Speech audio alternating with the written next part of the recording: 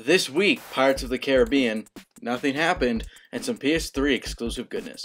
My discussion will be on End of World theories, a name for a feature, and a new feature. All that on this week's vlog.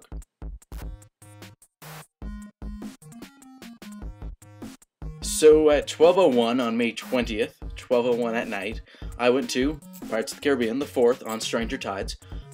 I loved it. I think it definitely beat the second and third. I'm not going to do any spoilers, just so you know. It beat the second and third, and it went back to what made the first one good, which was it didn't try too hard. And what I mean by that is, it's based off a Disneyland attraction, and it understood that. The writers, they understood that with this movie. They didn't try to be, over dramatic or sad or way too dark. Like, the second was too dark. I mean, the first was a family movie, the second was just too dark for a family movie. So it went back to that. Johnny's great. I mean, it's just a great character. And a lot of critics like Roger Ebert, they say they're sick of Jack Sparrow. I want more Jack Sparrow. He's a great character. And I liked it. I'm not going to do any spoilers, so I can't say too much else, except it was good. Yeah, the rest of the week I didn't do much. And then Saturday was the Rapture, which didn't happen, to the surprise of every sane person in the world. Yeah, that's sarcasm. Of course, no one was expecting that to happen, except like this very small percentage of some nutcases. It kind of makes me angry, but I'll discuss that in the second segment.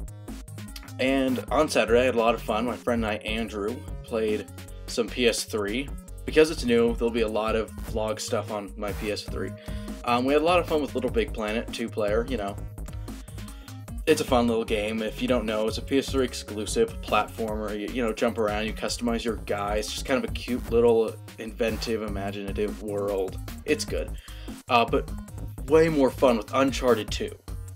That just blew me away. Again, like I said that about Portal 2, this is even better than Portal 2.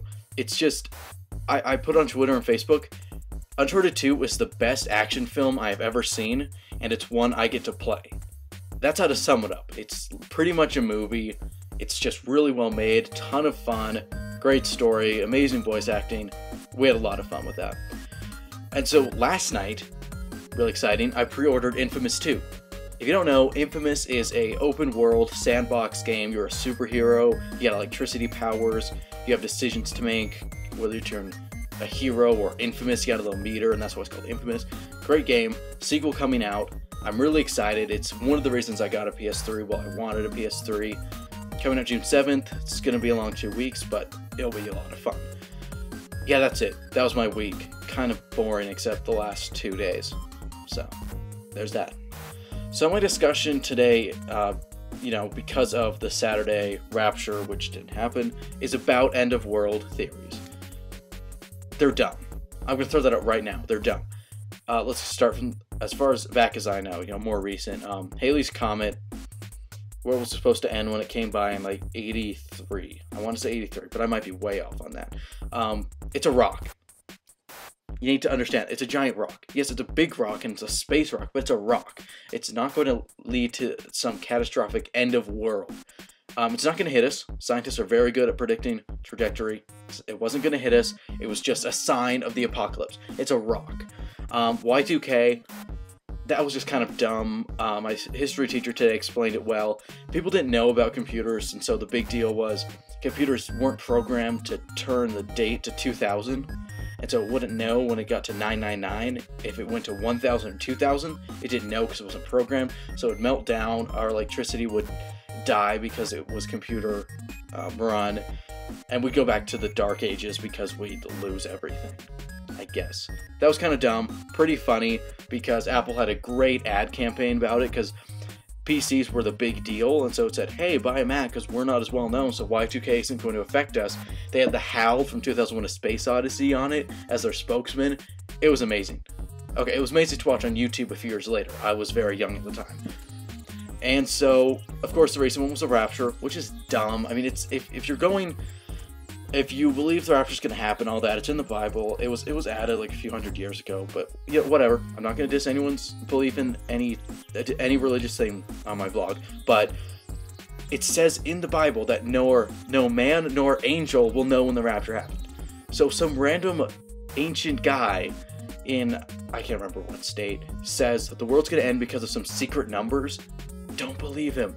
And it really made me angry because I read a story about this guy who gave away all his savings.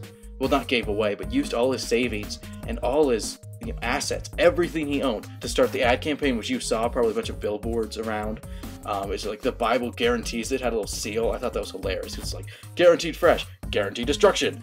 And so I feel bad because that guy's a victim. Yeah, kind of an idiot for falling for it, but he's a victim because the guy that said the world's gonna end, that made him do this, he got a lot of money for this. Got a lot of hits on his site.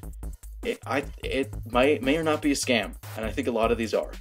Of course, the big one is 2012. I don't even know where to begin.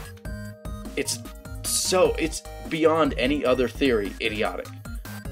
It says it's predicted by the Mayans. It's not. A Mayan princess, their descendants are alive today, say that they never predicted the end of the world in 2012, but no one listens to them. So she's really pissed at Americans, especially because we're all caught up in this 2012. The Mayans are wise and they said it was going to end. It's really dumb. Second, all it is that their calendar is base 20, which means it works a little different. We have base 10. It moves a little differently.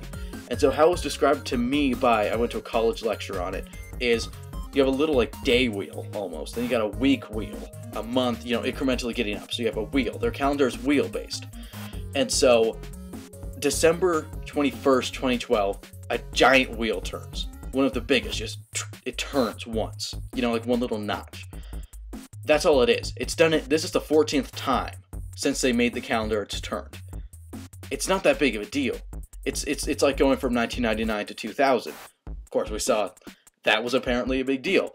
So there are some real ones, but of course we'll have plenty of warning because it's all scientific. It's fact-based. Don't listen to all the secret numbers or Mayan prophecies or, all that stuff.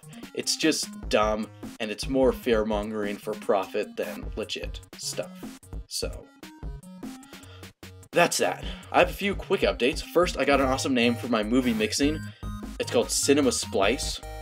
If you don't know what splice is in film terms, a lot of films are still on film rolls, and if not, it was an older term.